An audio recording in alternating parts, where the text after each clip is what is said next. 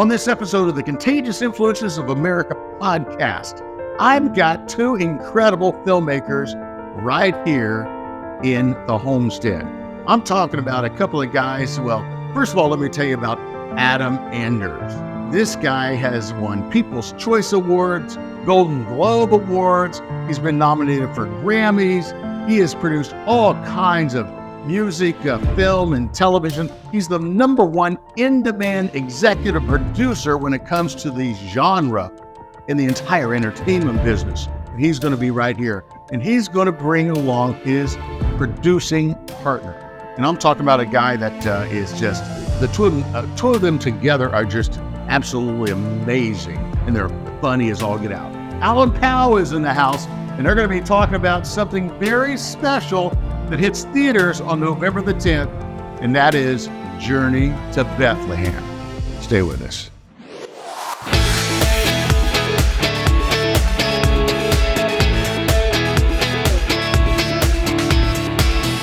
And I'm David Sams, and this is CIA, Contagious Influencers of America, from the producers of Keep the Faith Radio, the #1 faith-based inspirational show in all of America. And of course, you can always check out our website at KeepTheFaith.com and our ContagiousInfluencers.com podcast website. Folks, you know, it's not often you get two creative geniuses. I mean, I've had a lot of people here. Right here around this desk, I've probably interviewed over 1,000 people.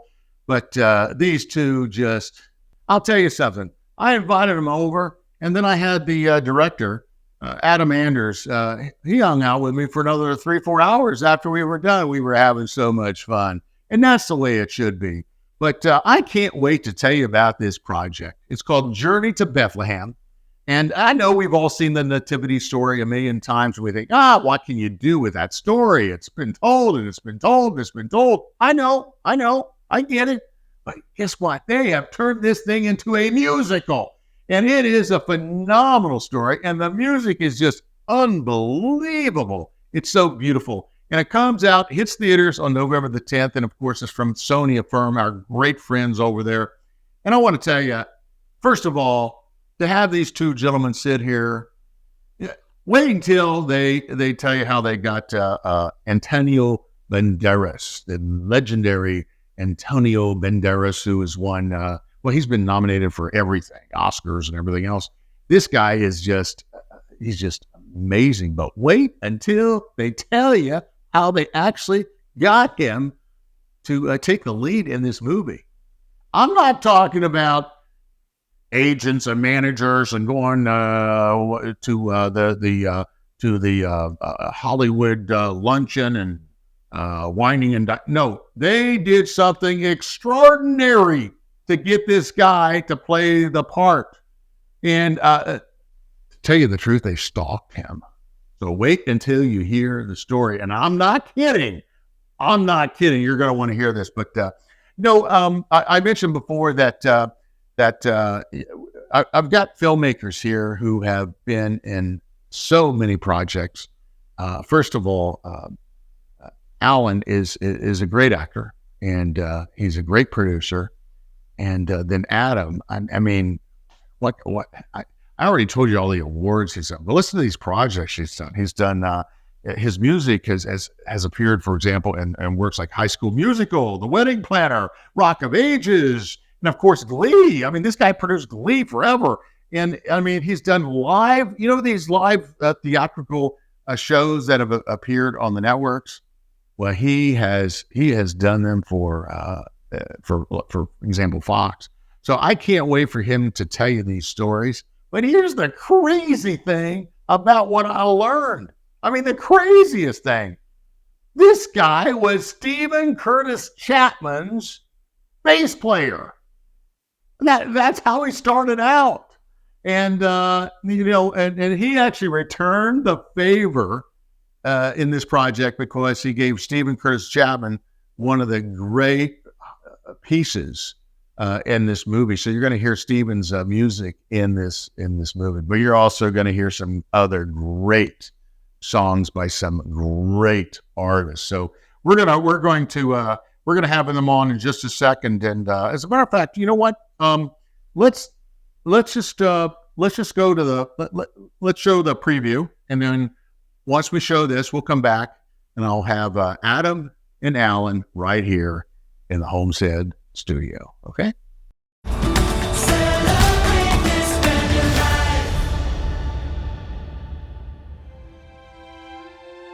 Your father has always known you are special. Nothing will change that, Mary. Tell Mary we are ready. The music, play. Mary, you're getting married. It's about to be the best day of your life. Joseph, I feel like we're already friends, no? Mary, Mary, married is something you do. Dreams are coming true. Harry, God has chosen you to have a son, the King of all kings. This wasn't a dream. An angel came to me. It's hard to have faith. It's hard to believe. Look at the star! Future holds more. This is it. Let's go. There are too many questions, too little time. A divine king is to be born in your land. It's a mountain too high to climb. Why would I help find a new king in my kingdom? Well, when you put it that way. Perhaps we should go. What is the exit? It's going to be king. Everyone wants my crown. I want the mother found. Don't have to be good. Those men are looking for you. Herod must know of the prophecy. He wants my child. It's all stinking good to be king. Joseph! I'm not the only one who's chosen for this. You have a choice. You can say you believe me and that you love me. Will you still marry me, Joseph? I do. I will. Yes, of course, yes. You truly believe that this child is the chosen one? What is his name? Jesus.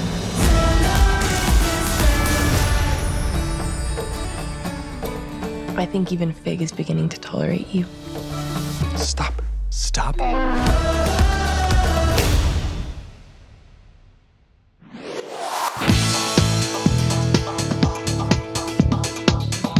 Well, welcome to the Homestead, you guys. This is cool. This is big time. Thank you. Thank you for having Excited us. to be here. Yeah, I'm glad that we could get both of you together because we met at an event 3 or 4 weeks ago, and you guys have quite an act. We do. Working together. We do. You've known each other for a long time. It's a storied history. Yeah, he's my work wife for sure. That's right. Certainly over the last, 6, 7, 8 months, I have 100% spoken to Adam more than I have spoken to my wife. More than my children. That's just the reality. So where'd you meet? Honestly, we met through a mutual friend, somebody in the business, but maybe 10 years ago, we got together for the first time, and he was kind enough to go to lunch with me, and even at That's not the real story. The real story is I tried to cast him in a movie. Well, I left that part out. Yes, you you did give because me you the didn't get job. the role. But he still went to lunch with me. I'm like, okay. Yeah. All right, fair enough.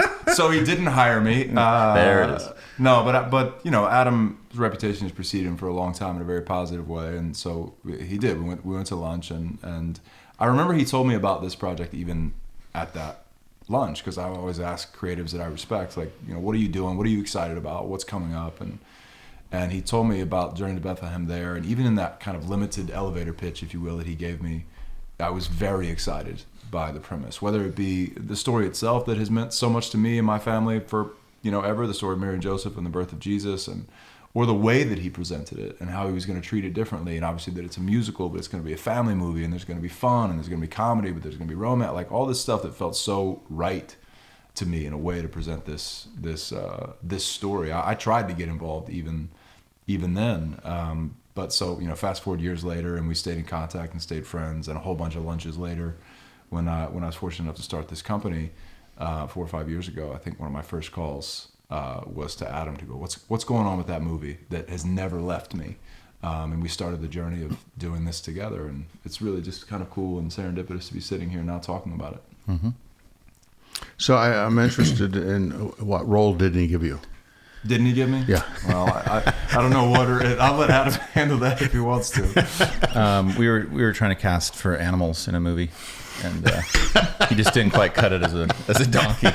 The donkey in our movie is way better than That's true. Yeah. He didn't give it to me twice. I tried out for the donkey in this one. And it didn't work out.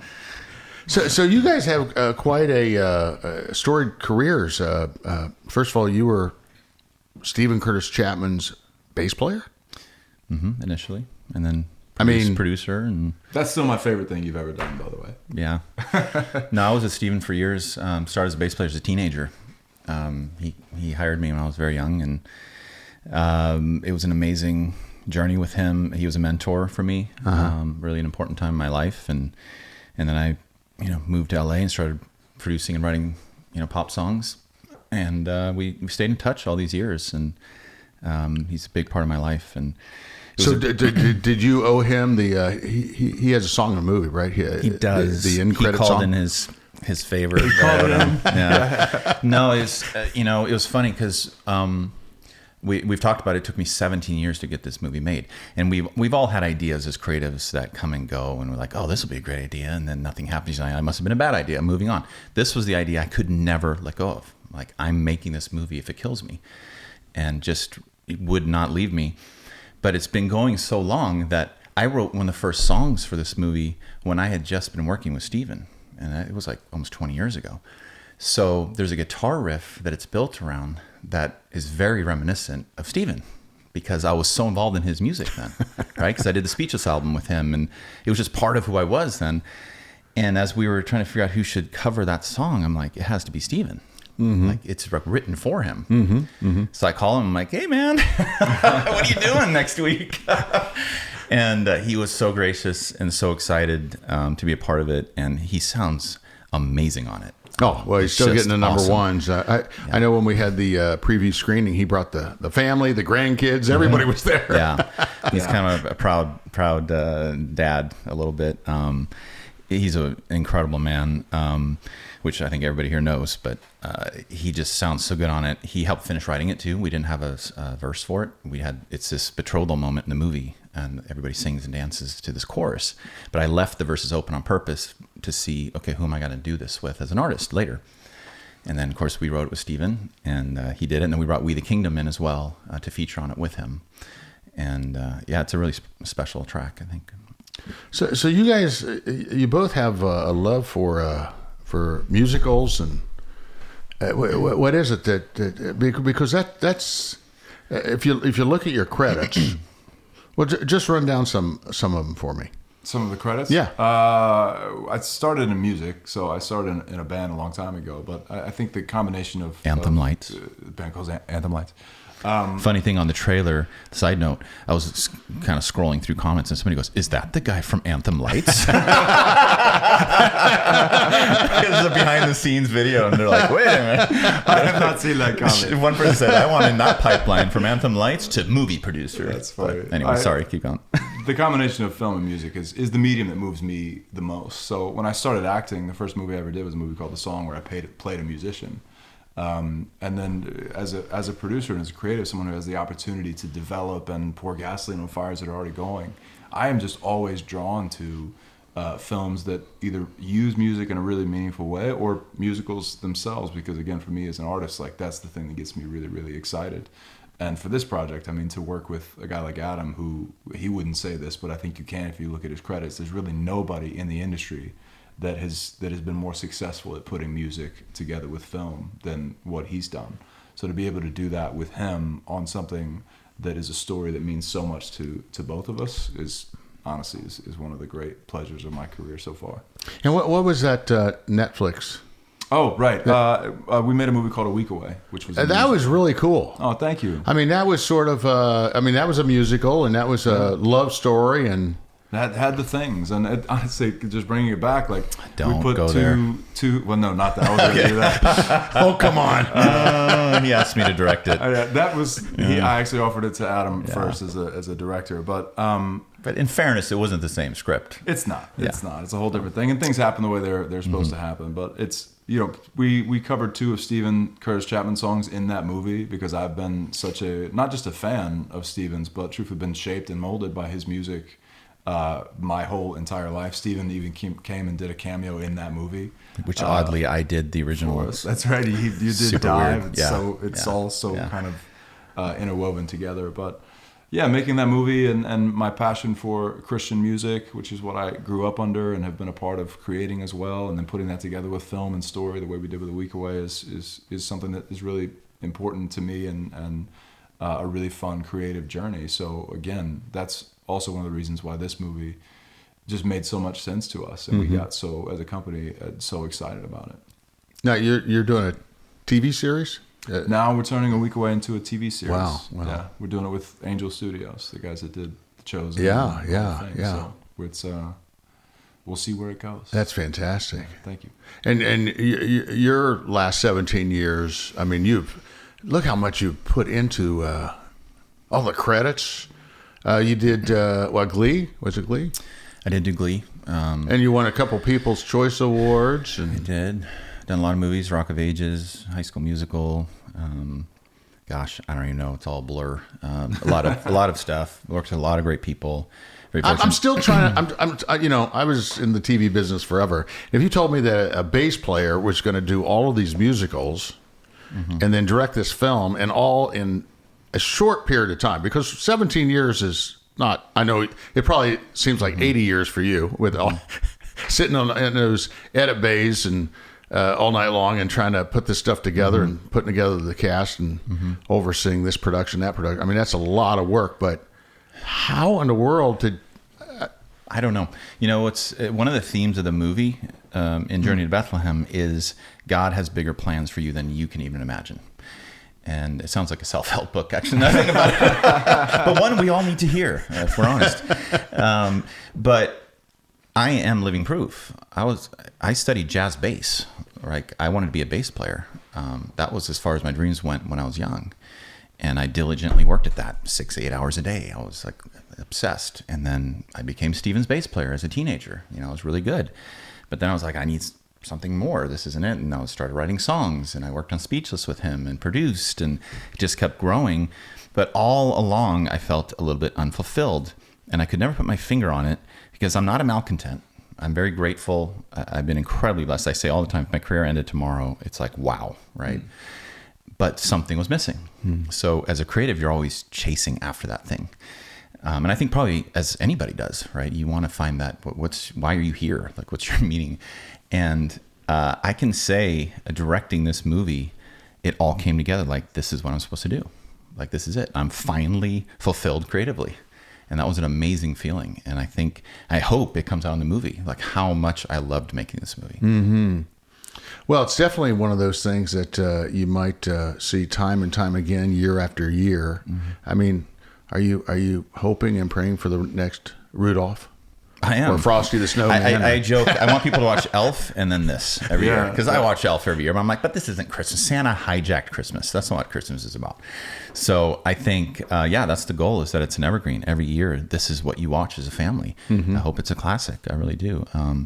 It's, if it takes 17 years to make it, you should be watching it for the next 17 years. That's my theory, or more. Yeah, and that was certainly a creative bar that Adam set for himself that we think he achieved, to make something that was strong enough and could hold up against those other classics. And on a Thursday night, as you lead up to Christmas, you watch Elf, and on Friday, you watch Journey to Bethlehem, and you're going to do that for the next 50 years. Is Christmas always on a Thursday? No, I'm just That's saying. Thanksgiving. I just got specific with that, Adam. We'll go with Thursday. Yeah, whatever. And we think he did that, and that he's created something that is emotionally impactful and yet super, super fun that the family would just want to watch together every year. I know we will. Yeah, it's an interesting... I say I've been trying to make this for 17 years. I was not ready to make this 17 years ago. Not even close. It was just when the first seed was planted, this idea. And then I've been working with incredible people, that are the best in the business and learning. I've been in school, literally. And the timing is just when it was supposed to happen. And, meeting Alan wasn't chance. I think all this was woven together. The fact that Antonio Banderas was in Spain when we were in the same city where we were prepping it, all of it. You just look back and you go, this is meant to be the way it's happened. And it's exciting just to be a small part of it.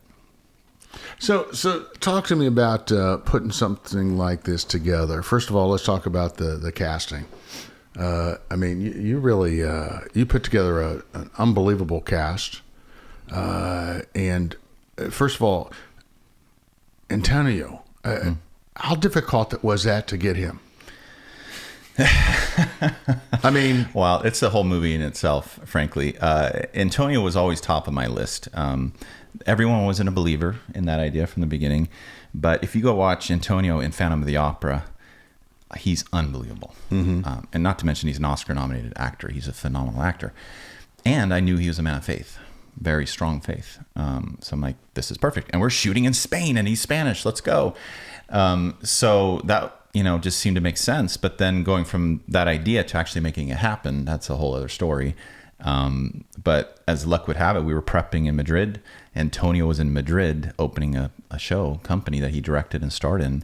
And he didn't want to be bothered because he's directing. And I understand he's busy. I don't even want to hear about another movie. He doesn't need to be in a movie. He's in everything. Has so many options. Why am I being bothered by this faith-based little movie with the first-time director who's a bass player? This is a terrible idea. But we were kind of doggedly pursued him, and Alan started going to the shows. We both started going to shows. He found somehow Alan became friends with a friend to Antonio.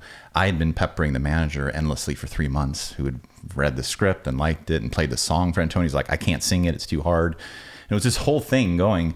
So then, he was in a theatrical production. A play of a company live in Madrid. And so you guys just we just started going. Yeah, we just bought a lot of tickets. I mean, you're going to edit this part down because it's going to be way long, but I think you guys will appreciate it. We were at dinner, and we're like, man, this guy's right down the road. Like, we were already prepping the movie, but this guy's right down the road. There's no reason we can't at least turn over every rock. We had to deal with another actor, we had somebody lined up, like, okay, this can make sense. We hadn't closed with him, but we're both looking at each other like, Antonio's the guy.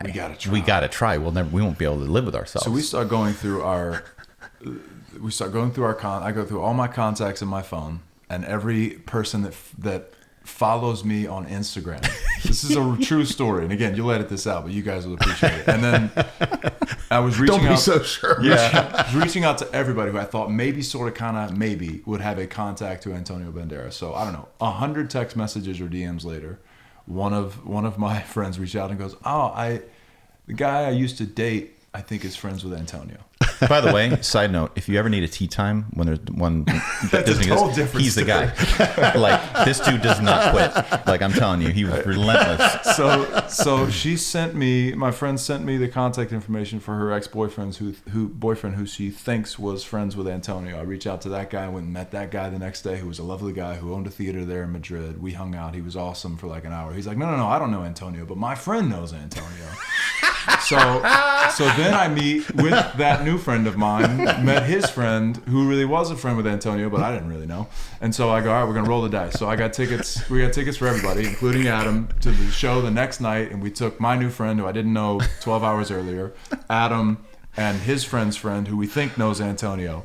And we go see the show. And by the way, it's a 4-hour show in Spanish. It's a 4-hour show in Spanish, and we don't speak Spanish. There's one word in English, California. I heard that. Other than that, we're working like dogs all day long too, and up all night because LA, the time change. We're not sleeping, so I'm falling asleep on the front row, and Antonio's looking at me. I'm like trying to stay awake. I can't fall asleep. Don't fall asleep. Adam sticks out anywhere he goes. He's a 6 foot I'm hard 6 to hide guy, now. But especially in Madrid, when there's not a lot of guys that look like Adam who are as tall what do as you mean? Adam. They're all 6'6" blondes. Yeah, exactly. So we sit through this 4-hour show with me and Adam and my new friend and his friend who might know Antonio. Through the show, don't know what's going on. And then what we didn't know, and the plan was like, okay, Antonio's going to be done with the show. He'll come out. He'll see his friend. Maybe he'll see his friend and want to come say hey to his friend. And his friend is going to introduce Antonio to us. Who we know has seen the script and heard the song. We know has heard the song. So we're trying to connect the dots. And we had spoken to our new friend, who's Antonio's friend maybe, and told him about the movie and played him the song. He's like, this is great. Antonio should do it. Still don't know if this guy is telling the truth or not, but nonetheless. So we sit through the show. Then what we didn't know is there was a Q&A afterwards that Antonio had arranged. Actually, he brought in the small theater company himself. Students. Hour and a half. Which was great. I bet it was even better if you could understand it. But it was all in Spanish again. It was all in Spanish. So now you're 5.5 hours in. We're 5.5 hours in. 7 hours from arrival, we finally, he emerged. And we're like, oh my gosh, he's actually coming out. It must be 1:30, 2 o'clock in the morning. I don't know. But he comes out, and sure enough, he goes up to his friend and is like, all right, well, at least that's true. Because he saw. I think the first thing Antonio said to me was like, wow, you're big.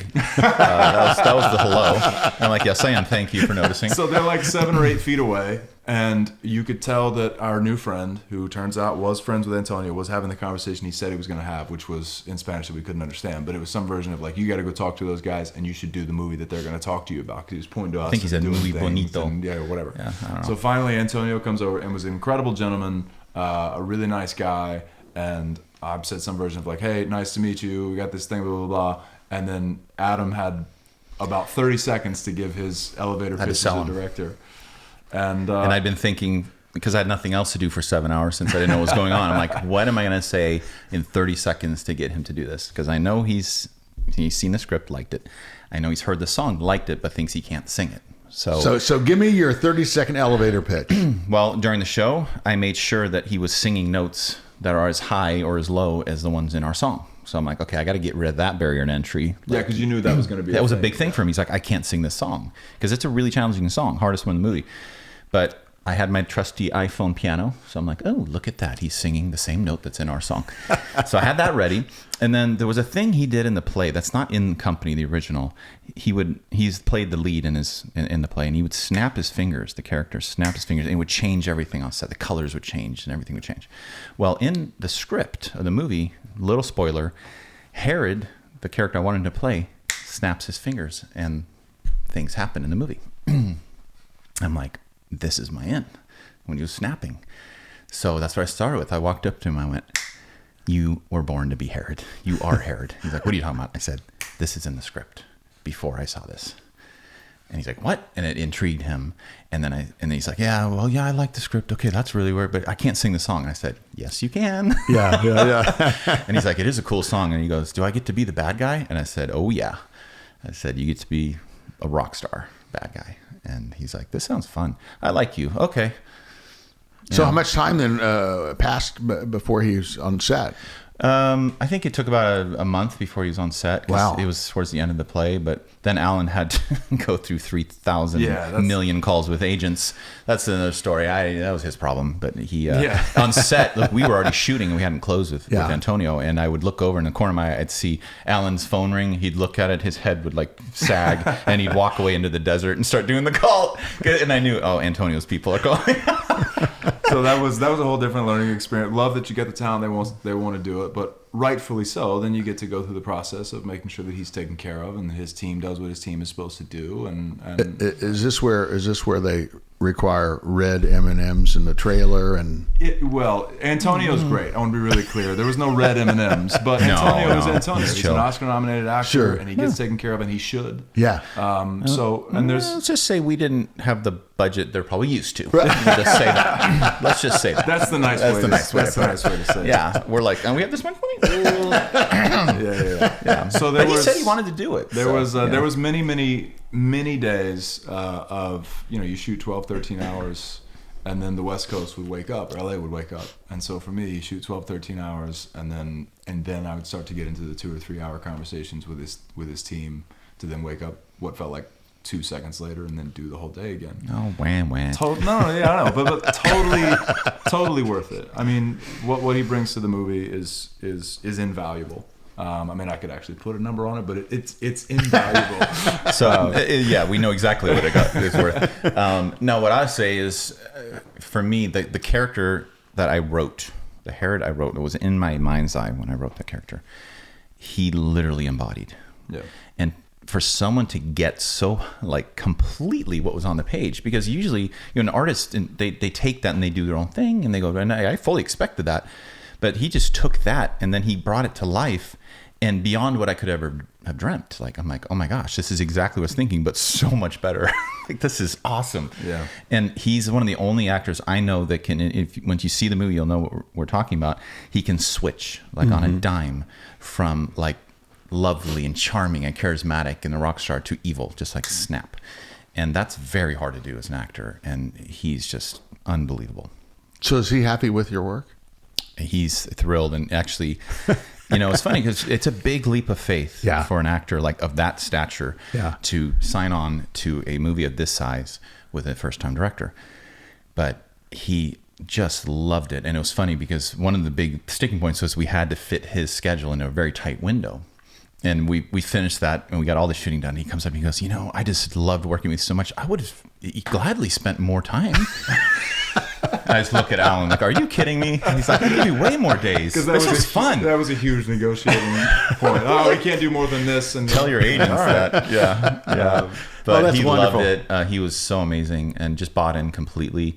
And there's a piece out on social called The Heart of Journey to Bethlehem, and he talks about what the character meant to him, and he does it so beautifully. He bought in from day one when he showed up on this Sunday, and for a quick rehearsal before we started shooting with him on Monday. And he said when he saw what we were doing, the way we were doing it, and the tone, he got so excited, and he was just in, and you can tell in the performance. And Joel Smallbone, I mean, he's a favorite of our listeners. How did that come about? How did you cast him? We cast his wife Mariah first, who's a real talent. We cast her as Deborah, the older sister to Mary. So he came along with a package then? No, not at all. No, what happened? No. Well, we cast her. I had no intention. I didn't even know that Joel was an actor. And we cast Mariah, and then once we locked Herod, then we could look at who's going to play his son. And then we're already filming, and we're like so behind. We're like, we've got to cast somebody. And the people we had kind of eyed had already gotten other gigs, and we're like, okay, well, so what do we do? And somebody suggested Joel. And I think it was Rich Peluso from Sony. He said, what about Joel Smallbone? Now, hold on a minute. You're telling me that you're in production, and you don't know who's going to play this role. Oh, yeah. That must have been scary. Oh, yeah. Yeah, and there were scenes, that's part so of the magic of movie making. So what kind of phone calls would you have with Rich, who, by the way, if you're listening, he heads up Sony Affirm. Yeah, he was on set every day, Rich was. Yeah. So everybody's like in full like DEFCON 5 trying to cast this role because I'm shooting like stunt doubles and stuff, and I hope he looks like, whoever we're going to get, because we're like, and then you keep moving the schedule, you put all that stuff at the end, and it's, it's a nightmare from a production standpoint. But that weekend I immediately went, because my first reaction was he's an awesome artist. Obviously, I love For King and Country, but he's Australian. Like, I can't have an Australian in the nativity. Like, that's completely bonkers. And I told Rich that, I'm like, what? No, he's Australian. And then, but it kind of planted a seed. So then I went and watched a movie called Priceless that he was in, and he was phenomenal in it. And he didn't sound Australian. I'm like, oh, okay. So then my next move, as someone who works with his wife, my wife co-wrote the musical with me, this movie, and I know the dynamics of that, and they work together. So I went to Mariah and I said, how do you feel about this? I'm not going to even go there if you're not okay with this, because this is your movie. And she was like, he would be amazing. So he was scheduled to get on a plane the next morning, actually, to come visit Mariah in Spain and just be on set for a week. So I called him and I said, bring a bigger suitcase. He's like, what? I'm like, you're coming for 2 months now. Drop everything. And he is phenomenal. I said, how would you like to have Antonio Banderas as your scene partner in an entire movie? And he's like, just, again, bought in. Everyone who is a part of this movie wanted to be there. And you can sense it, I think, when you watch the movie. So both of you guys are family guys, and first of all, you have how many kids? I have 6 kids. 6 kids. Once more, I give you mine. You'll have 8. How do you fit this little career in with 6 kids? I have a great partner. I've been married for 18 years. You don't answer your phone. Yeah, she's when the your best. director calls. She's sorry, I can't hear you. Anybody found Helen? Changing 40 diapers is what he's doing. I have an incredible partner, and it's for us. We just found it's about being intentional. We knew that Spain was coming up, right? We went and shot, and I was there from early January. He was there from for 6 like months. 6 weeks before I got there. Yeah. But I was there from early January up through end of March, so you kind of know that's coming. And as a husband and as a father, you plan ahead and you prep. And my wife and I had just knew that was coming and prepared ourselves and put a good team in place and a great support system for her. And you don't do it for everything. I mean, quite honestly, I don't know if I've ever said this before, but I don't know that I can better state how important this movie is to me than to say that I left my family for 3 months to go do it. I don't do that lightly. I don't do it for anything and everything. My wife and I made a decision that this is a movie and a project that we think is important enough to do something like that for. So, yeah, and I'll piggyback on that. I was gone for over 6 months, and I have 2 boys, and they're 11 and 14 now. They were 10 and 13, and that's a very important age to have their dad. And it was very, very, very hard. And with the 9-hour time change, they're coming home from school. We're asleep, right? Yeah. You just can't talk. It was brutal. That was probably the hardest thing about this. And as rewarding as it was really hard for us and our families. And we had to have their support. We had to know that our wives are okay with this. Yeah. And, my 13-year-old, who's a budding filmmaker, as I was getting on the plane to move to Spain, I was really upset. I'm like, this is really hard. And he's like, Dad, I've been hearing about this movie literally since I was born. And then I said, okay. He's like, you have to make it. I'm like, all right, okay. And he's like, but one thing, don't make a bad movie. Don't embarrass me. I'm like, no pressure, man. Yeah, Thanks. I'm like, okay, because if you make a good movie, it'll all be worth it, he said. And so I think we made a good movie, and I think he's proud. But yeah, it's hard, man. There's so much sacrifice that people don't see behind the scenes, and it was gnarly. Yeah, it pushes you and forces you to get closer in some ways, and just challenges every part of your relationship. But again, I know we're both, so I had the opportunity to get to know his wife through this process as well, and I can say this, like, we both have amazing partners who support us in these endeavors. But it's so interesting. Every day that I would speak to my wife, I genuinely felt like we were both making this movie because we were, It's very familiar for me too. It's my family's movie. My wife wrote the music with me. Like, this is our movie. And I think you feel the same. We're so invested. We're teams, you can't work in silos, for a marriage to work. I've been married 23 years now in this business. I think that's a miracle in itself. But that's what you have to be a team. You have to be in it together. You have to make decisions together. And as hard as it was, we decided to do it together. But that doesn't make it easy. Doesn't make it easy at all. And but I think it was, we decided it was worth it. But everything isn't, for sure. I would not do that again. I don't think I would do it again. Period. I think I had to for this one, but I'll bring them with me next time for sure. But yeah, it's hard.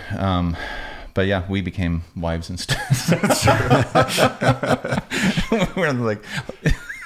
Yeah, we definitely support. No, that's funny, but it's true. We supported each other. A lot of hard times, but we have great partnership too. So after making a film of this magnitude, of this significance, where do you go from here? Sabbatical. I do need a little break, but yeah, I'm already, the strike's over, which is great. Very so nice. Now I get to start dreaming again. Apparently you're not allowed to have ideas when a strike's going on, by the way. Can't say that I held to that, but I want to tell more stories like this. I think, making the Bible digestible, framing it in this way. And we've said all along, we didn't make a documentary. This isn't exactly what happened. They didn't break into song and dance to pop songs. But we don't know that. Well, it's true. I'm pretty sure it wasn't these songs. But, when I was a kid, I had a storybook Bible. It was colorful. It was vibrant.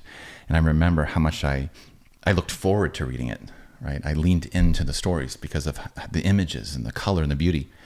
And then most movies that are Bible stories are not that. There's dust, sheep grazing in dirt. There's no color. Nobody's smiling a lot of the time. I'm like, what are we doing? This is Christmas. We should be celebrating. And so for me, it was like, how do I take that magic, right? Put it on the screen around these stories, around this story, so that kids lean in like that. so families can lean into this story and enjoy it and love it and start talking about what Christmas is about. Ask more questions about your faith. Get that conversation started. So that's really what it is. It's a tool, I think, to. And by the way, I've only made stuff not for the church. You've seen my resume. It's not full of Christian stuff, but I want to bring the story to the world. So I did it in a way that whether you're a believer or not, you will enjoy this movie. I didn't water it down. It's true to the word, but it's definitely framed in a way that everyone will love watching this movie. And I think that's really the dream. It's like everyone, no matter where you're from, what your walk of life is, you will watch this at Christmas. You celebrate Christmas, so you should be okay with it.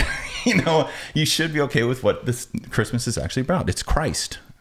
So I want to do more of that. I want to do, we're talking about stuff. We got some things cooking, but there's some amazing stories in the Bible that lend themselves, especially to a musical.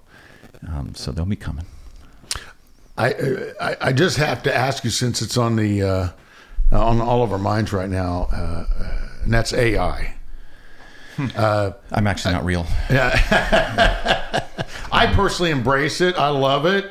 To me, playing around with AI is like being in the. I've told people it's like being in the newspaper business in the 70s or 80s, where you'd walk into a newsroom and you had all these reporters and researchers and all these. Now you don't have any of this. Everything is this big now. Newsrooms are small. They don't have that kind of. So now you can go to this and you have the research staff. You have right. You still have to do the grunt work. Yeah. You can't just say, make it for me. But how does that translate in your world? Well, it's not there yet. So, but I think the technology is moving so fast. It's a little scary for creatives, I think. And I think a big part of the strike has been AI has been a big sticking point, because no writer wants to be replaced by a computer. No actor wants their voice taken and be recreating. Like there's a whole slew of Glee covers out that I did not do. They don't exist, but they sound just like Glee. My production style, my arrangement style, everything, and it's crazy. So I think what we're all protecting against, it's fine to use technology to help lighten the load, maybe to get you started, whatever. But at the end of the day, computers don't have heart. They don't have soul. They don't have morality. They can't, the nuances, like in a movie like Journey to Bethlehem, there are nuances and layers to the story. There are things that a computer won't understand. There's a look that's given between two humans. A computer can't fake that. There's moments between Mary and Joseph where they don't say anything. They look at each other, and we know what they're saying, right?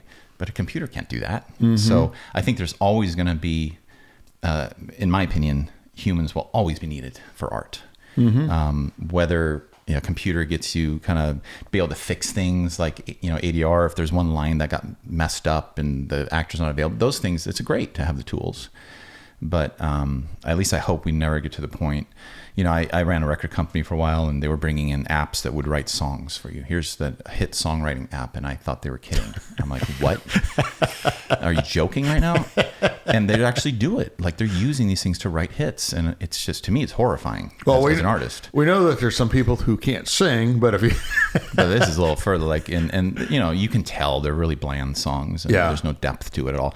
You can't fake depth. You just can't. I just don't believe it. I don't think music pierces in a way that words can't, right? It goes right to your soul and it moves you emotionally. If there's something that has no emotion making it, you're going to be able to tell. It's not going to move people. So I think we're going to be okay as long as they don't create Terminators and kill us all. Wish that could happen.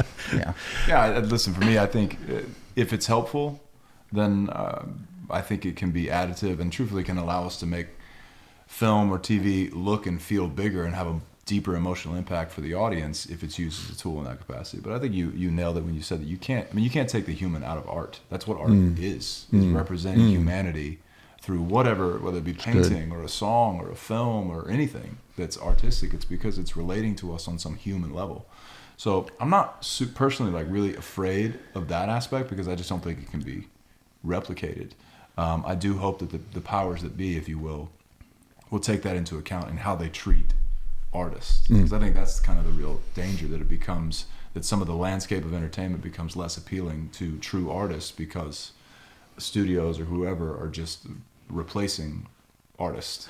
I think like in animation, obviously they're not real people animated, but people were creating the animated, characters. So having help to draw those faster and move quicker, and that's a great tool. But there still has to be a human guiding it, And I look at a great example, I think, is our donkey in Journey to Bethlehem is a real donkey. There's no animation, there's no tricks. It's a very different feel than if it was an animated donkey even, right?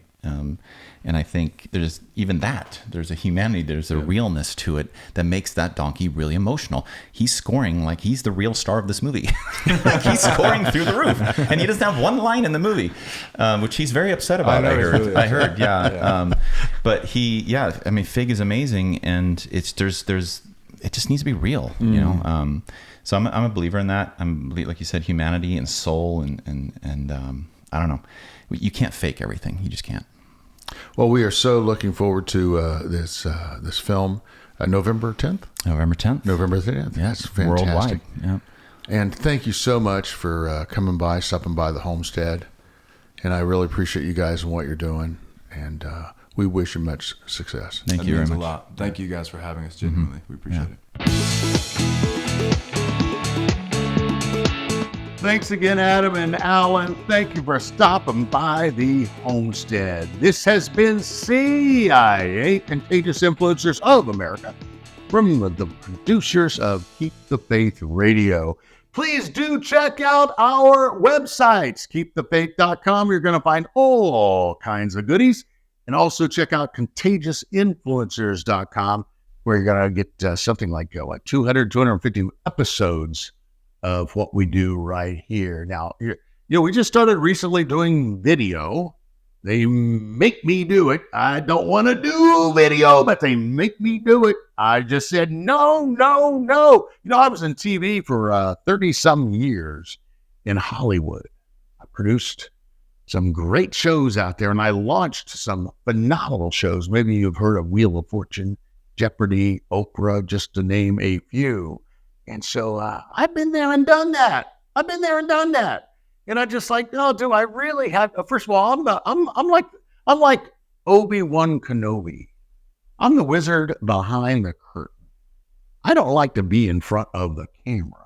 Okay, so if anybody wants to replace me, please send me your resume. No, seriously, folks, I did not. They had to like say. They just said, look, you know what? We'll get so many more people watching this thing than listening, which, by the way, is not true. We've got thousands of people that listen to this on a podcast because they're used to it. I mean, we're one of the top spiritual podcasts on the iHeartRadio platform. That's right. We've been in the top 50 there. Go look it up. Go look it up on the iHeartRadio app. And look up podcast under spirituality, and you're going to see Contagious, or you're going to see CIA. And now, by the way, you're going to see me when I had short hair. And you'll know the story behind me growing my hair. And that is because I said one time, until my Ohio State Buckeyes win the national championship, I'm not cutting it off. I've trimmed it from time to time, but I'm not cutting it off. And like always, they haven't won a national championship, so it is what it is. So in any event, do check out our websites at KeepTheFaith.com and at ContagiousInfluencers.com. This has been CIA, Contagious Influencers of America. Please, this week, do go out and live that life in living color, because it sure is a heck of a lot more interesting than living it in black and white. I'm David Sams.